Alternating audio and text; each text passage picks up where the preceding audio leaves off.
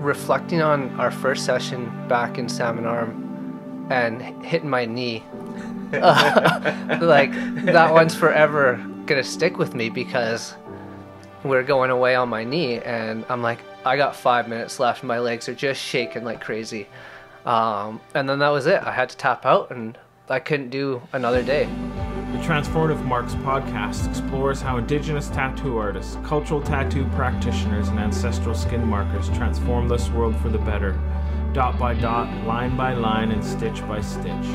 My name is Dion. I'm a Hungarian, Métis, and Nlaka'pamux professional tattoo artist and ancestral skin marker. I started the work of reviving my ancestral Nlaka'pamux skin marking practice over a decade ago, and I've helped, supported, and trained practitioners and tattoo artists here on Turtle Island. In this podcast, I sit down with Indigenous tattoo artists, cultural tattoo practitioners, and ancestral skin markers from across the globe, bringing you behind the scenes of this powerful, transformative, and spiritual work. My name is Stephen Recalma. My ancestral name is Molly Doss. I come from the Qualicum First Nation on Vancouver Island. Awesome. So just for everybody who's listening, we'll do this is just going to be a bit of a different episode than the ones I've done in the past, because Stephen is not a tattoo artist or a cultural tattoo practitioner, but actually a participant or a collaborator in my Nlaka'pamux Blackwork Project. And so the Nlaka'pamux Blackwork Project is a contemporary manifestation of Nlaka'pamux and interior Salish tattooing. And so I had a vision of creating a contemporary Nlaka'pamux tattoo practice that honors the visual language of my ancestors. And to do this project, I recruited 18 people to receive bodysuits, full sleeves, leg sleeves, torso suits, back pieces, etc., just to highlight and to bring forward what I was trying to imagine. Because a lot of time as a tattoo artist or a cultural tattoo practitioner, people won't get something unless they see it being worn. And so part of the project was to show people what I was imagining. And I would also say part of it was to learn. You know, part of it was a learning process, because you know, I guess nowadays you do have people doing seminars in terms of like how do you lay out a bodysuit, how do you do this bigger work, but you know, that's just within the last year or so I've been seeing that. And so for me it was like, okay, how do I do this and what steps do I need to take? And so concurrently with that project of Nlaka'pamux Blackwork, the one that, you know, Stephen has a bodysuit from, I was also researching Nlaka'pamux designs, patterns, and motifs, bringing that forward. So as what would you say, the lexicon of the visual language that I'd be using in the Nlaka'pamux Blackwork Project. So I just wanted to give people a sense of like why we're talking if you're not a, you know, a tattoo artist. Yeah, absolutely. So yeah, that's just a bit of background in terms of my conversation with Stephen today, in terms of receiving his Nlaka'pamux Blackwork bodysuit. So I guess what we are, I would say maybe like 85% done, yeah, your bodysuit. So we're just coming to the end of that. Stephen actually flew out here from Vancouver Island to do 2 days on his ribs. So yeah, I guess just tell me the journey of what brought you to want to get this work, and what was that process of like stepping into it? It's been a wild journey. I remember I was very drawn to have a Devil's Club tattoo around the time just before we started, and Echo came back and was covered with her starting of her bodysuit, and I was like, oh my god, like, this is wild, like, how can I be a part of this? And so I sent in my application, and you got back to me like fairly quick. Yeah. And you're like, well, I got one left, and it's a bodysuit. And I was like, whoa, like, okay, let's do it. Not fully realizing like how much would be complete. Yeah. And it's not just the the visual basketry pattern designs all over my body. It's like the internal healing work that's really gotten done too. Yeah. So when you say that, I guess let's start with, what has it been like? Because the reality is that, we've tattooed you in, I don't know, maybe like 5, 6, 7 different places, throughout the journey of working on getting your bodysuit done.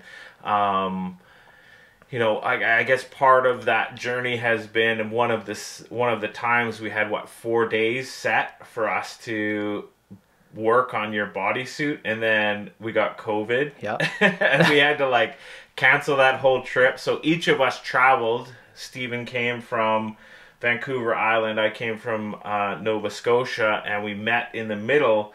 And at that time, both of us got COVID, and we had to halt. And so it's been quite of a up and down journey to get this work done. Yeah. I was just speaking with Keith last week, and I was like, man, I feel like kind of a burden because I haven't gotten any, I'm not done yet, and it's supposed to be done.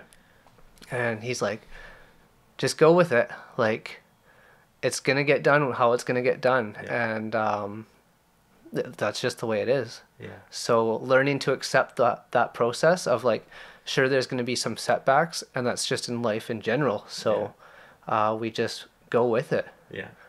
Yeah, it's. I think it's a good point to bring forward is that, a lot of times people will reach out and they want to get work done, whether that's, ancestral marks with the hand poke or skin stitch, face markings, whatever, or, other ancestral markings with the machine.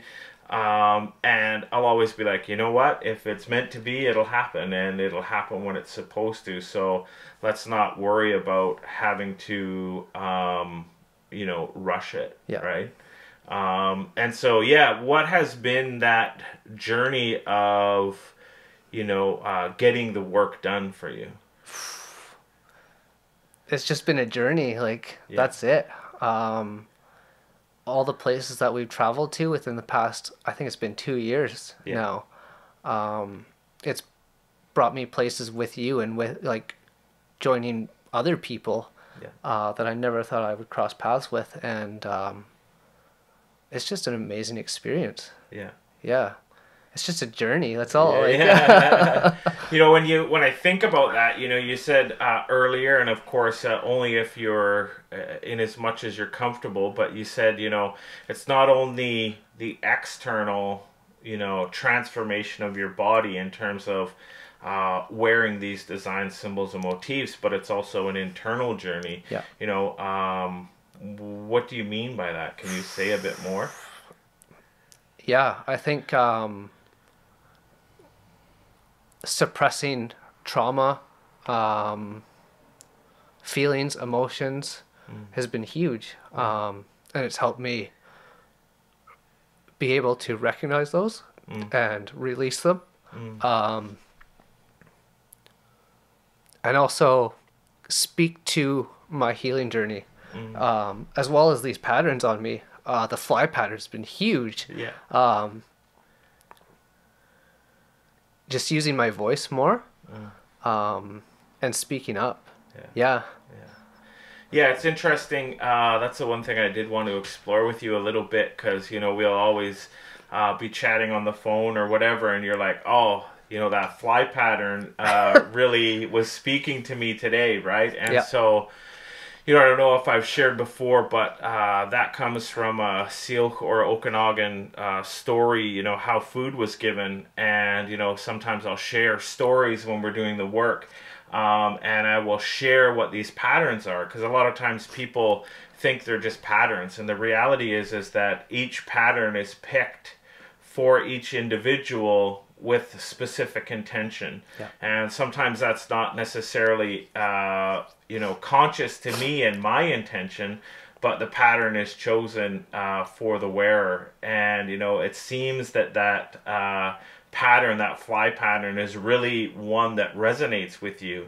And I find that is so true, that people will, even people who have picked what would you say, just like a design that I have available, an available design, and then I tell them the story, and they're like, oh, like this so fits, you know, what I'm going through and what my life is and my journey. And so when I design these bodysuits or these pieces, it's with intention to help you to tell your story, your life's journey. And also, I would say sometimes they're a prayer, some of those patterns, because sometimes you need to be reminded that you need to use your voice, right? And then with the fly pattern, it's also sometimes you need to realize that you got to listen to that annoying voice as well, right? Yeah. So there's so many layers in terms of what these patterns mean and how they interact with your life. Yeah. And so I just wanted to ask you, you know, what has that been like, wearing that fly pattern, and tell me more about when you say I've been using my voice, like, what does that mean for you? It's been really cool because before I would just like suppress my voice.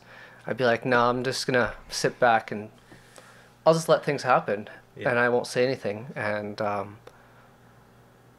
then with just, it can be my family, it can be anyone. I'll be like, you can't be saying that. Like, that's not right. Or like that if that's something that I see that is wrong. But sometimes I'll bring something up. I'll be like, no, like if we do it this way, and it's just more positive, I would say. And not just for myself, but for others around me who are listening or willing to listen. Going back to what you just said about the designs, it's wild to me about how many different meanings my bodysuit has. Like my legs and the bows of the canoe and the ripples coming off is crazy, as well as like a snake moving around, as well as lightning. It's just really cool, like the many different meanings for, it can be one pattern but it can mean different things. It's such a it's a good point to bring up, because, you know, part of this podcast is to help people learn and understand, and I think this is a good way to share about you know, the patterns. A lot of times, you know, the colonizer, the European anthropologist came and they would ask, you know, what does this pattern mean? And somebody would say, oh, that's lightning. Somebody else, they'd ask, oh, what does this pattern mean? And somebody would say, oh, those are ripples in the water. And then they'd ask somebody else, oh, those are steps going up the mountain. And they'd be like, what do you mean this is lightning, ripples, and steps going up a mountain? Like, it's one thing or the other. Like, you know, a lot of times that is a indication of like that Western understanding of it has to be one thing, and it is only one thing. Like, there is, like, you know, that goes back to, you know, European philosophy, Greek philosophy, all of those things of like, and I would even say, you know, it goes back to Christianity, that God is, you know, the all-knowing, all-being God, and, you know, that's where, you know, truth comes from. But the reality is, when we talk about it, when we think about it, it's context. Right? We understand that the pattern can have a different meaning based on the context of who the viewer is, you know, what's happening in life. And so that's one thing I always share about our patterns and our designs and our symbols. You know, that's one of the reasons that you know, one of the reasons we were called ignorant and savage and dumb is because we couldn't figure out what our patterns meant. Right? But the reality is that we understand that we have subjectivity, and it can be multiple things at the same time, based on who's looking at it, based on who's interpreting it. And I would even say, especially with, you know, body marking, it could mean something different on a different day. Exactly. So you'll look down and you'll be reminded of how much of a badass you are when you're skipping the canoe.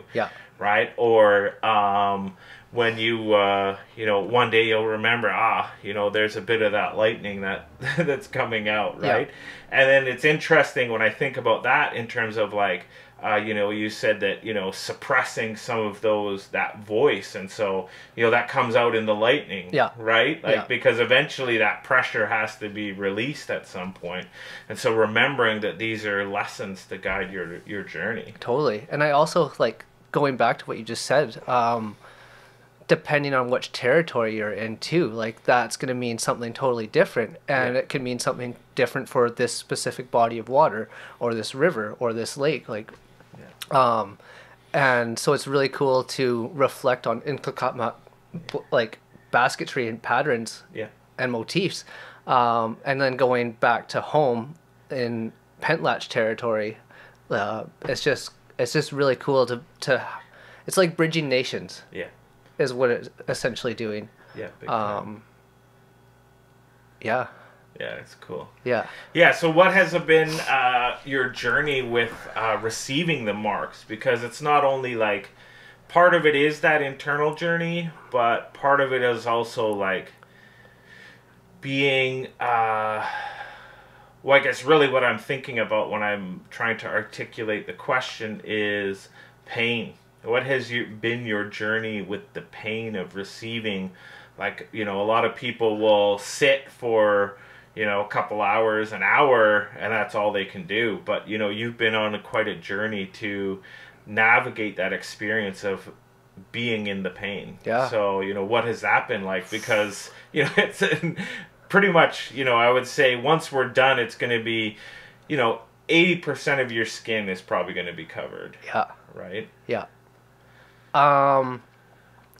Reflecting on our first session back in Salmon Arm and hitting my knee, like that one's forever gonna stick with me, because we're going away on my knee and I'm like, I got 5 minutes left and my legs are just shaking like crazy. And then that was it. I had to tap out and I couldn't do another day. Yeah. I think we did 2 days maybe. Yeah. Day and a half really. Yeah. But compared to where my relationship with pain is at now is completely different. I think the drive to complete this bodysuit is a lot higher from the beginning to now. And the relationship with pain is very great, because it's really helping me push through in completing this. Yeah. Yesterday, like not thinking that we could even finish the shading on my left rib, like not happening. Yeah. But also, Robin messaging me about 90% of my Ross family ancestors being born here. Yeah. And saying that my ancestors are here present with me, which I already knew, but not on my mom's side. Yeah. So that's really cool and really helped me push through. Oh, that's cool. Yeah, that was really cool and she messaged at the right time. Yeah. Maybe that was the day before, but still it really helped me push. Yeah. Also just coming out here to this territory and being like, it really helped me maybe persevere through the pain of like, let's get this done. Yeah. The lack of no sleep yesterday, I was like, I don't know if today is going to be the day, but my pain tolerance is huge now. Yeah. Yeah, it's pretty cool. We did just remind. I thought you were probably going to go there for the little knee. This is 5 minutes left. Yeah. And it was like, for those of you who are like watching, it was like just the tiniest little bit. And I don't even think it was 5 more minutes. No. We did like maybe a minute and a half. And you're like, nope, I'm tapping out. We're done for today. Yeah. And it was so funny. I just remember, what you had that little bit, like a little hill of a patch of ink on your knee, and you sat with that for maybe a year or something, like 8 months, maybe 6-8 months. Yeah. And I just remember every time I'd see you, you'd tell me the story of like, you telling people that story that, hey, this is 5 more minutes, it's right here. Yeah. Yeah, and it was cool to even share that at the shop yesterday. Maybe it was within the past couple of days, but being like, I could only do 5 minutes on my knee, and then I lift up my knee, and they're like, oh shit, like, that's done. Yeah. So that's a nice feeling. Yeah, what was that feel? I bet you it was like a cool feeling to like actually get that knee completed, and you're like, and then you still have the story, but you're not reminded of that time where you're like, nope, I only got 5 minutes. Right? You know? Like, it must have felt empowering to get that. Extremely. And it's like all over my body now. It's like, I can only do like how much more time? Not much, but it's like, let's just keep going. Yeah. So, yeah. And I think that's maybe like a valuable way to look at that as well, is to go like, only focus on the next minute. Yeah. Right? Like, okay, I got it. I'm going. And then that will add up. And so, you know, when Stephen's talking about that, you know, it's actually his whole rib and side, and then onto the hip that we did yesterday and the day before. So we matched those two up. So, you know, it's like a good 5-6 hours of tattooing on the ribs and torso. So, you know, it's a lot of work, and a really, really painful spot, you know, up into the armpit even. Yeah. So it was a good push. So it's pretty cool for me and exciting to see you, you know, doing that progression of like being comfortable in that discomfort. Because I think a lot of times in our lives today, you know, when I think about, you know, a lot of times our tattooing having to do with coming of age ceremonies, with fasting, you know, all of those things, which were processes that our ancestors created for us to go through discomfort and to realize that we could make it through that discomfort. I think a lot of times people, with whatever they're doing, whether that's exercise, whether that's getting a big tattoo, you know, it could be any number of different things that are uncomfortable and create discomfort and pain. They can't see themselves getting through it. And I think it's just such a valuable metaphor for life that, yes, it's going to suck, but you can get through the suck and you're going to make it through that time. It's like that, you know, that pain cave, you know? Totally. Yeah, it's going to suck, but it's only temporary, right? Like, you can sit in it for as long as you want, but you got to get out of it at some point. Yeah. So it's nice to, just get through. Yeah. Is there anything else when you think about the tattoo project, you know, the wearing of the marks, the getting of them, any of that stuff that you want to explore or talk about? Or, you know, I would say even like if you have questions for me, because for me this is like a conversation, you know, it's not just an interview. So, you know, if anything comes up for you to your mind of like, hey, what do you think about this? Or like, hey, I wanted to talk about this. Feel free. Cool. Go ahead and, you know, whatever. So. Yeah. It's really interesting growing up in a predominantly white town. The town of Qualicum has a teepee on their crest, on their town crest, so they don't know a whole lot of Indigenous history. But when I'm in that town and I'm walking down the street, it's wild to see the way that people like will look at the tattoo, my body, whenever it's exposed, and they don't fully understand it. So it's really interesting to be in that town. Yeah. And sometimes people will ask, like, what does it mean? And I'm like, I don't have time for this. Like, I mean, I don't want to make time for some people because they don't care. Like, they might be curious. Maybe they care in that moment, but it's a really interesting experience to be in that town. Yeah, sparks in my mind just comes, you know, because you traveled with me and the crew we took to New Zealand, to Aotearoa, for the 2023 Toikiri Indigenous Tattoo Festival. and also came along to do some documentation for the True Tribal exhibition.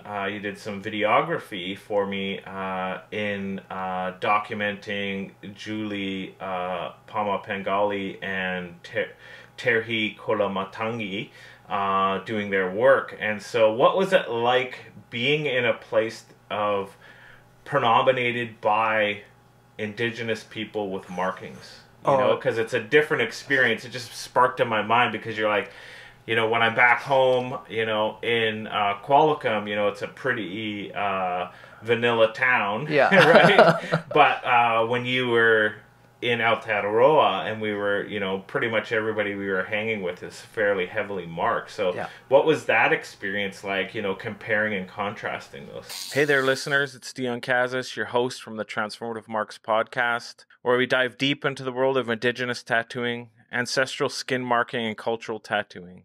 If you found value in our episodes, we've made you laugh, or you've learned something new, consider showing your support by buying me a coffee on Ko-Fi.com. Ko-Fi is this incredibly creator-friendly platform where you can support me directly for just the cost of a cup of coffee. No subscriptions, no hidden fees, just a simple one-time gesture that goes a long way in keeping me on the air. Plus, Ko-Fi doesn't take a cut, so every penny goes directly into improving the podcast. From updating equipment to visiting with new guests as I go into recording season 2.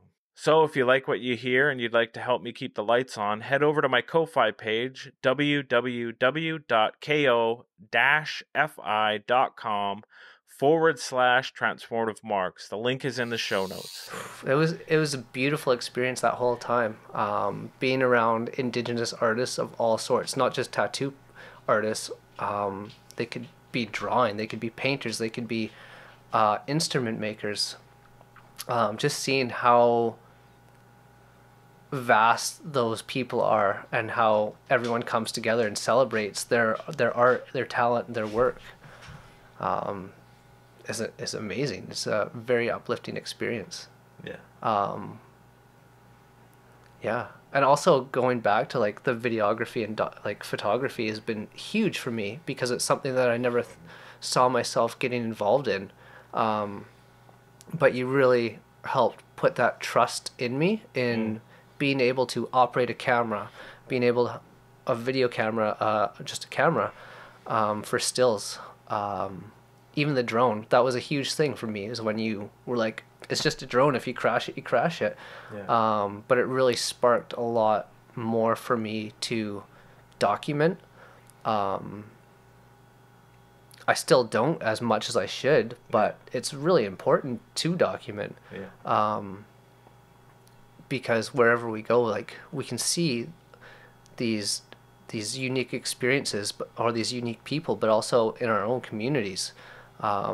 We have a lot of people who are going to have a story that might not be there for much longer. So it's interesting. It sparks in my mind. I was over the past couple months, I've been going through my archive of different videos and photos that I've taken, in my journey with ancestral skin marking, and seeing the video of me when I was in Samoa or New Zealand, or even back home at Lower Nicola, doing different tattoo events with community, tattooing some of the elders and the knowledge keepers on the land. It was pretty cool to be able to take that memory lane, go down that memory lane, because I have documented so much of this journey. So it just sparks in my mind the importance, especially as practitioners, because I always say, like, these interviews, the footage that we capture, it's really like an archive for our community. Right? And so, if you're a practitioner, if you're an artist, if you're someone who is doing work for your community, take the opportunity as best you can to document it. Sometimes, to be honest, it gets a little bit arduous, a little bit overwhelming sometimes, because you're experiencing everything through a camera lens. So that was my own experience of always documenting everything. So it's like finding that balance between documentation and also enjoying the experience, enjoying the day, right? It's been really cool to like to follow you with the camera lens and these other artists as well, because for one person to do that, that's a lot of work. And when you bring a crew in and give them those tools to be like, yo, you got this. Like, here, try this. It's really uplifting, and I feel like it's been that way throughout this whole journey. Is very uplifting. I even think of like sometimes we're doing sessions and I'll be standing on like a windowsill or something, like getting like what I think is a great angle. And it's really cool to, like, I haven't even seen any of the pictures or the video, but it's gonna be cool to see some of that. It probably feels good to it will probably feel good when you're like, oh, that was me. I captured that. I got that shot. Like, it'll probably feel pretty cool, especially going from a couple of years ago now. You know, you didn't have experience holding that camera, and I would say probably a lot of fear around, holding it and doing that. And I think with what you just said is like I had fear within myself as well, like that lack of self-confidence. And this project has really helped bring out a lot of confidence within me. And help alleviate that fear and self-doubt. Cool. There's a few other things that I want to kind of veer away from the tattoo stuff, because I think, this podcast for me is not only talking to people connected to tattooing, tattoo artists.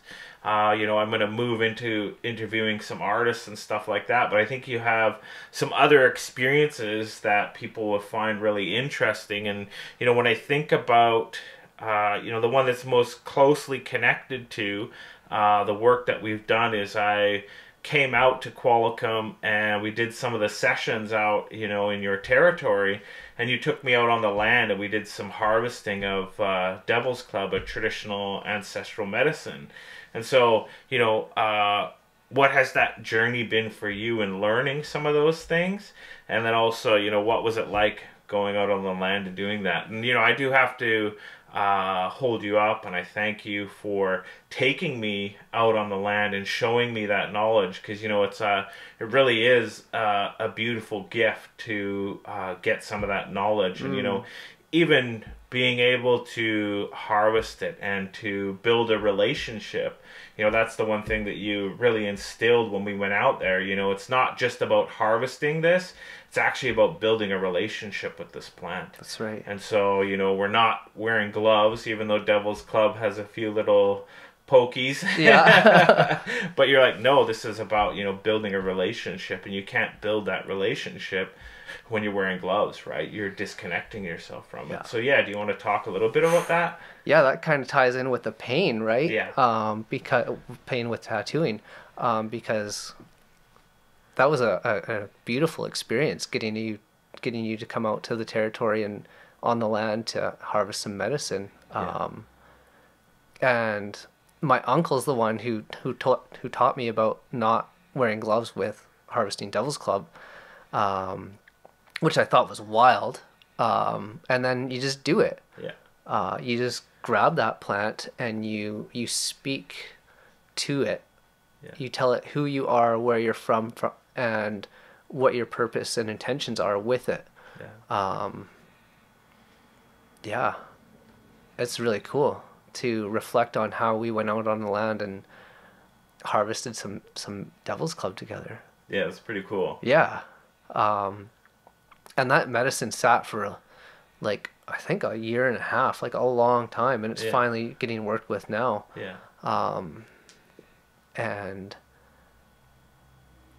when you brought out that stock, just like, oh yeah, we did that together. And then you brought out the little Devil's Club bead with the coyote tooth. That was like, whoa, like that's something that I never saw or pictured at all. So to see your twist on medicine with that medicine is really cool too. I love working with Devil's Club and just connecting with that plant medicine. It's super powerful. It is. And the other thing is, one of the other beautiful things about that experience was, of course, being on the land, but you know, we'd stop little places and you'd be like, hey, you'd move some, you know, some of the moss off to the side, and you'd be like, here's a little bit of a root, you know, taste this, right?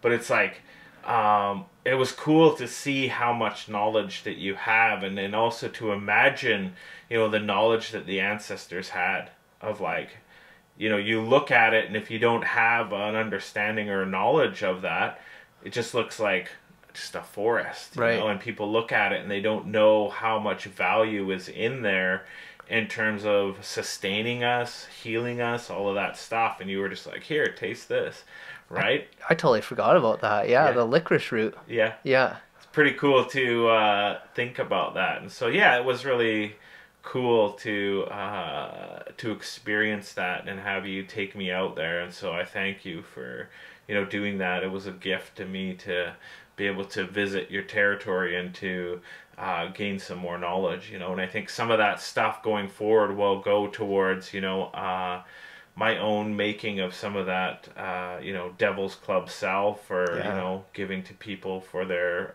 tattoos. And so, you know, I know I'm going to come back out and we'll finish that process off probably with a new batch at some point. Yeah. Just so that I can get that whole experience so that I can start to offer that to people. Totally, yeah. Yeah. Yeah. You know, that connects then next to, you know, you do a lot of work with your community in terms of archaeology and working on the land. So what has that experience been like for you going out and doing that work? That's been just an interesting journey, an unexpected one, actually. Quitting working for Fisheries and Oceans at something that I was doing for like 15 or 20 years, and then just being like, I'm done. This isn't fulfilling me anymore. And then helping within my nation, which was also unexpected to start doing. And just getting tossed into some archaeology is a really cool experience, and seeing finding human remains is wild. Finding tools is a really cool experience, or even trade beads here and there. And just the vast amount of midden in some of these spots is insane. Yeah. And even in Qualicum, like, all the rocks that have been, they're buried now, but they were all brought up by hand, and it's like, it's a lot of rocks. Yeah. Yeah, and it's interesting. It brings some interesting conversation forward around, like, even the determination of, like, these are remains. Yeah. Right? When I think about that, it's like, well, no, this is actually a grave site. Yeah. Like, yes, they are remains, they're ancestral remains, but it's a bloody graveyard. Uh-huh. And the reason that a lot of times you're there to observe and to work through is because people are developing that land and building their houses on graveyards. Yeah. Right? And so it really, like, brings to the forefront how insignificant our ancestors are to the people developing those sites. Yeah. You know, when I think about that, it's like, oh, well, let's just go build our house on the local community cemetery. Yeah. Because, you know, it's an interesting turn of phrase which says, oh, these are just remains, as opposed this is a cemetery. Yeah. Right? Those two things are, there's a different, what would you say, like, just the changing of that language does something interesting. Yeah. It's really wild to uncover human remains and then being like, oh, we're just going to put some concrete over here now, and we'll remove the human remains as well, and we'll repatriate them, but we're still going to put our house here. Like, the amount of money that people spend on archaeology and having their house developed is insane. Yeah. And that's something that I've thought of too. It's like, we're not going to a cemetery and just like, no, we're just going to put our house here now. Like, this doesn't matter. Yeah. When it's happening to our ancestors, it's just... Yeah, mind-boggling. Yeah, it really is.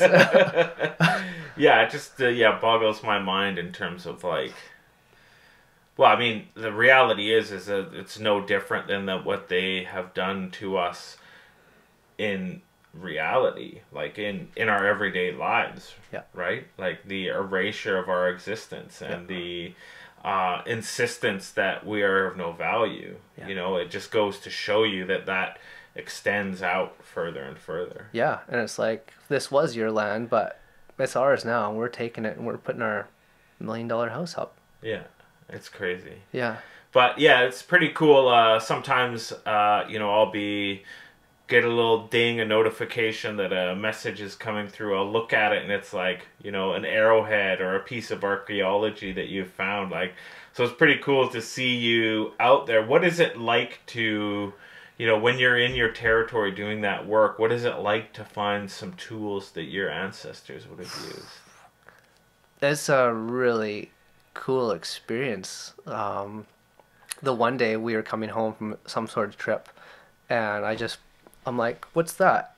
And Luca picks it up, and it's a arrowhead, or a projectile point, and I still have it, and it was in my driveway, like, wow, where I've been walking every day, and just really cool to find something so unique like that, and just whole. Yeah. Yeah, the amount of tools that's around the territory that we get to find, is a really, like, whoa, like, look how I don't, maybe intelligent or sophisticated our people were with what they needed to do. Yeah. Like, look what they just created. Yeah. They adapted to what they needed to do. Yeah. And they created this. Yeah.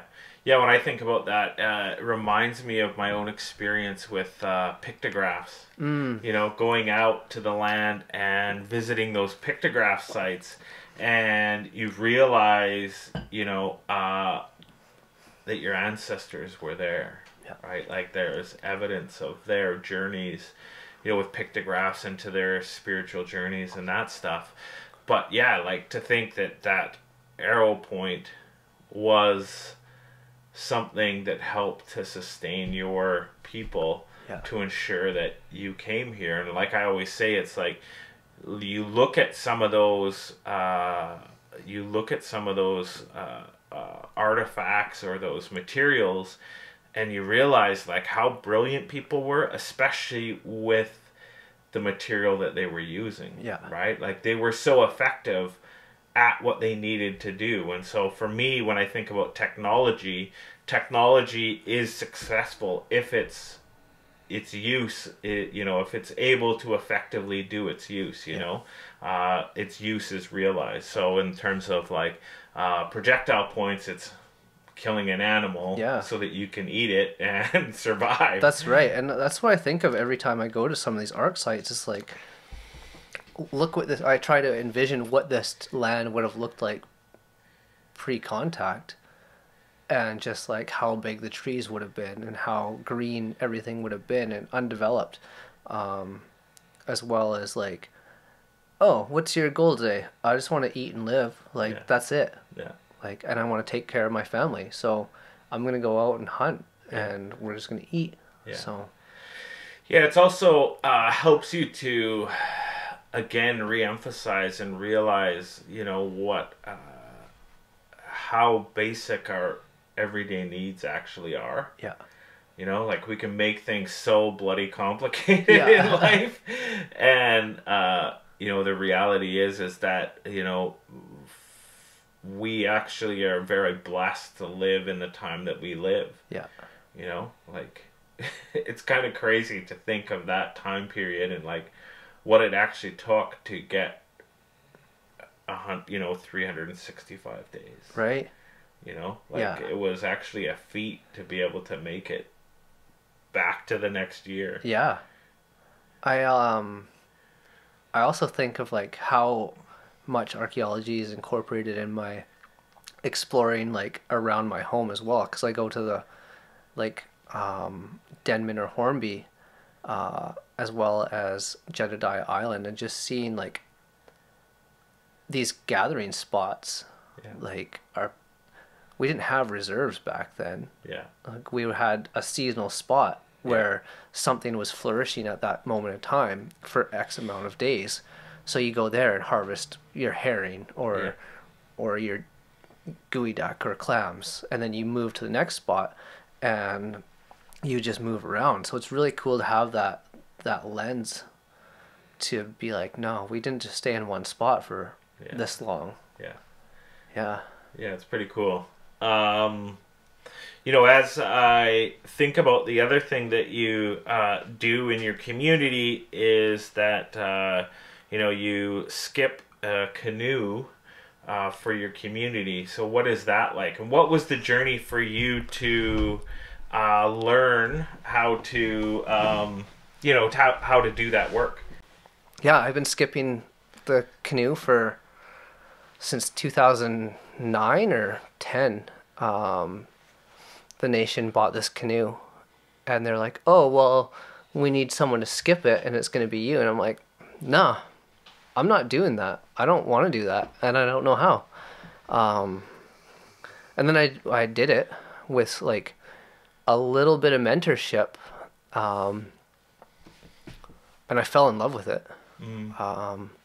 Just my ability to read the waters is really beneficial for guiding the people who are actually like doing the majority. They're doing the work. They're paddling hard, and I just help uplift them and get them to their journey safely.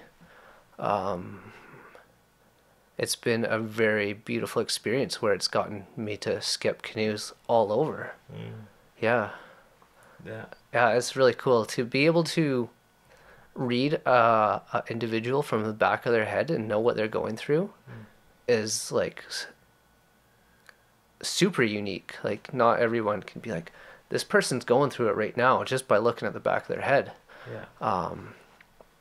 So like, okay, just give them a break. Like let them gather their thoughts, emotions, feelings for a few minutes, and then they can keep going. Because the water is where we can release a lot of that pain and trauma that we need to release. Yeah, it's cool that you say that because, I can relate that back to, doing the work, doing the tattoo work. Sometimes it's like, you're talking about reading, someone's state, mental state, physical state, just by looking at the back of their head. And a lot of times, when you're tattooing, you're kind of zoned into this like little, 6-inch, square that you're working in. And sometimes if you're doing a longer line, you could extend that, field of view. But you also get a sense of being able to read where somebody is, physically, emotionally, spiritually, while you're doing that work, just zoning in. And even though you're concentrating, sometimes you can be like, oh, we need to take a break, like we just need, a couple, 3-5 minutes, and then somebody will be able to continue. Because sometimes that experience of getting the work done, you get inside your head and you're like, is this ever going to bloody well end? And so sometimes when you give somebody 3 or 5 minutes to just relax and come back to themselves, they're able to continue because they realize that it is going to end. So it's pretty cool to get that connection and that relationship of like being able to read people because you've been in that situation for so long. And I would say it's like also an intuition that you have. And it was also cool to observe you picturing that, right? Because I could see as you were talking about it, you were picturing reading those waves, and like that experience. So it was pretty cool. That's really cool to hear. Yeah, and very similar, like reflecting on our session yesterday. It's just like, you read me. I got my face covered up, but you can still read me. Big time. Yeah, it's pretty cool. And it also comes back to, coming back to your bodysuit, how cool it is to see those patterns, those wave patterns, right? Like it is such a, they fit you so well in terms of your work as a skipper for a canoe for your community. Like it's so cool. Yeah, when you first approached me with the the drawing of the bodysuit was incredible. Like, I had in my own perspective like what things meant, and then I told you, and you're like, actually it's this, but that's really fitting too. Yeah. So that's like, you're like, whoa, like, I didn't, that's crazy that you just told me that story and that's what you do. So Yeah, because I didn't know that you were a skipper of a canoe yeah. when I designed specifically those wave patterns. Yeah. And you were like, oh, well, this is what, one of my responsibilities as a leader in my community. I was like, oh, that's why those needed to be there. So yeah, it's pretty cool to see how those things manifest into the wearing of those marks. Yeah, it's beautiful. And on this past journey, we were sitting there in Alki Beach in Seattle, and I was just holding my paddle in the canoe, waiting to ask permission to come ashore. And there was this woman beside me, and she was like staring, and she's like, "Is that Dion's work?" I was like, "Yeah." She's like, "That's incredible." I'm like, "Yeah, this was done like 2 days ago, and I had to jump in this canoe and like get here." Yeah. Which was crazy. It feels like after every session, I'm always jumping into the next thing. Yeah. And I don't always fully let my body rest properly, because there's so much drive behind things I want to do. Yeah. Yeah, it shows that you're a leader, though. And I don't know that you know that or recognize it or acknowledge it in yourself. Yeah. But, I just wanted to highlight, the reality that, all of the things that we've talked about really speak to how much of a leader you are for your community, right? And I would also say it's another reason why I think it was important for me to talk to you, because I think that it shows that us as Indigenous folks can be leaders in our communities and contribute in powerful ways that are not as a skin marker or not as somebody who is held up really high in a variety of ways, like doing the archaeology. Like, that is important leadership work, and so just acknowledging all of those ARC teams that go out, those field crews that do the work, that's important and powerful work for our communities to preserve and to care for those ancestors that are coming out of the ground and being, put in their final place. That's leadership, right? And then you think of like the work that you do with the medicines. I know you probably don't talk about that very much or put it out there, but it's going to be out there now. But you have, a lot of knowledge there, right? And so I'm just lifting you up and all of those things that you do, and honoring you in that work that you do. And then, as a skipper for your community's canoe, that is another powerful way that you are standing up for your community. And I would also say, in past episodes, I've talked about one of the reasons I want to do this podcast is so that the youth have somebody to look up to. Yeah. And so I'm just bringing it forward to your consciousness that, being a skipper for your community's canoe is one of those places where a young version of yourself could be looking up and, oh, I want to be like Stephen, right? And so I'm just holding you up in all of those ways that you are a leader for your community. And I would also say, don't forget, some of the things that you've shared with me, because, we all go through hard times, right? And so it's important to always visit that water, right? When we're going through the waves and the lightning's coming, I'll go back to that water, right? It's just such a powerful lesson, and I can tell that that is part of the way that you heal, just by the way that you talk about it. And so I'm just bringing that forward to your consciousness. And I always say, I can't remember who I was talking to, but the other day I'm like, okay, I'm going to have to go back to this podcast and listen to it when, this and this is happening. So yeah, when you need that, you can always come back and listen and be reminded to go visit the water. Absolutely. And I think that was one of my favorite parts about coming here, was the first thing we did is went to the water. And the first thing I did when I left home is I went to the water and I just spoke to Creator and ancestors and asked them to give me the guidance and everything I need for this my life journey. Yeah. For healing work. So I'm really grateful that you brought me to the water over here. Yeah. To experience that. Yeah. Because it's not every day I'm over on the east coast of Canada. Yeah. Coast to coast, right. For sure. Yeah. Yeah. Yeah, cool. Yeah. Yeah, just as we're winding up, is there any other final thoughts that you want to bring forward, about any of the things that we've talked about? Yeah. The,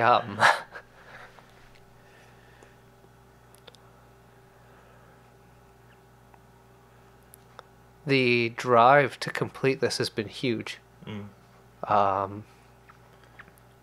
Because I know that my pattern would be self-sabotage. And even reflecting on coming out here before, I'm like, fuck, am I going to do this? Like, am I going to complete this bodysuit?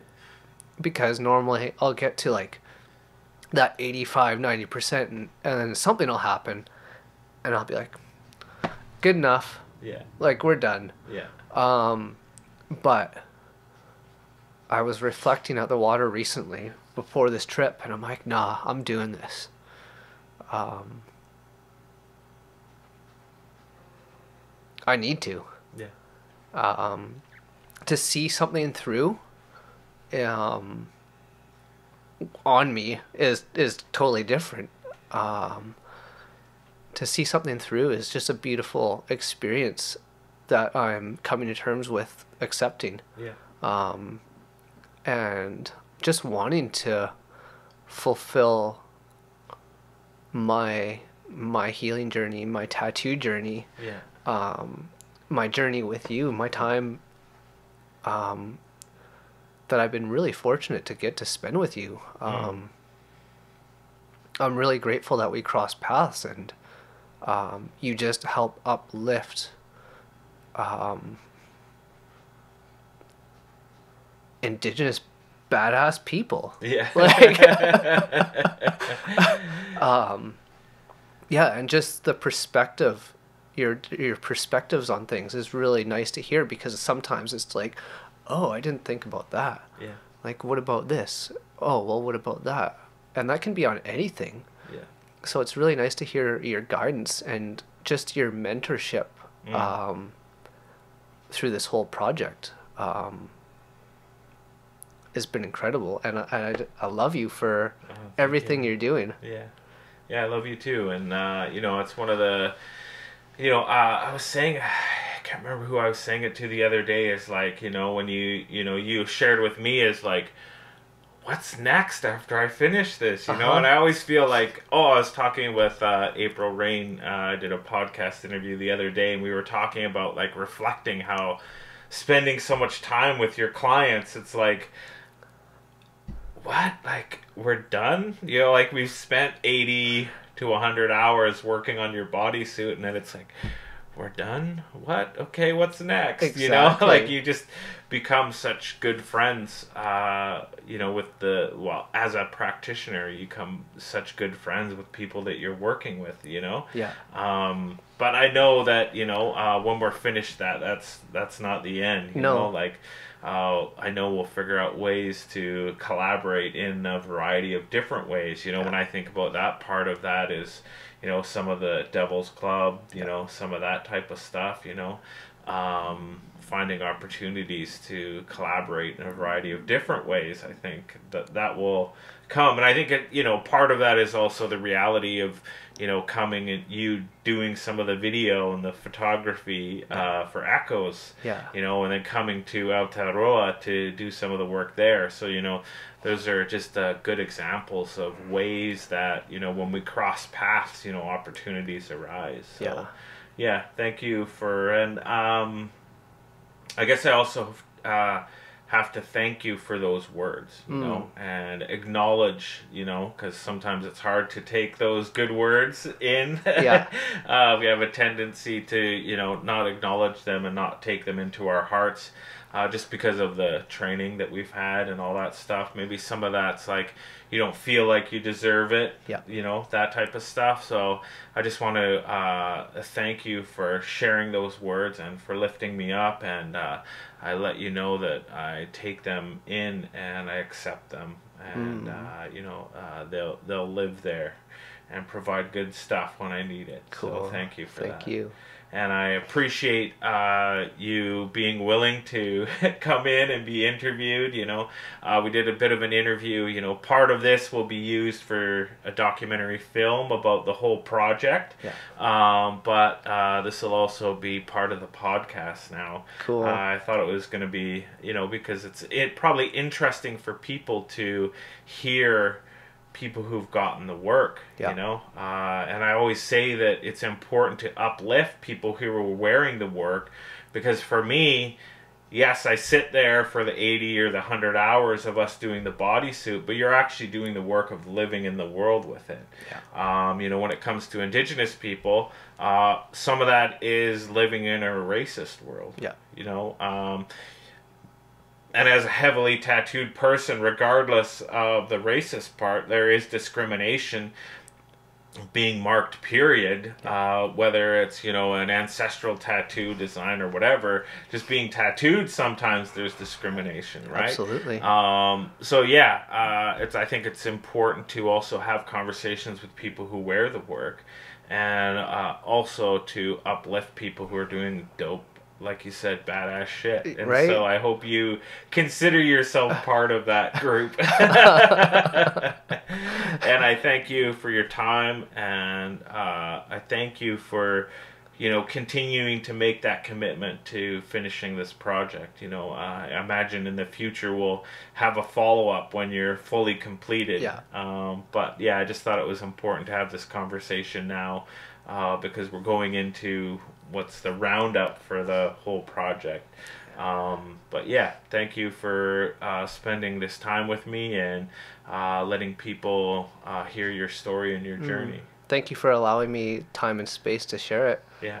Hey everyone, thanks for stopping by and taking this journey with me through this episode. I hope you enjoyed it. I'll just ask that you would go and subscribe if you haven't already done so. And if you have subscribed, thank you very much. I appreciate you following this journey.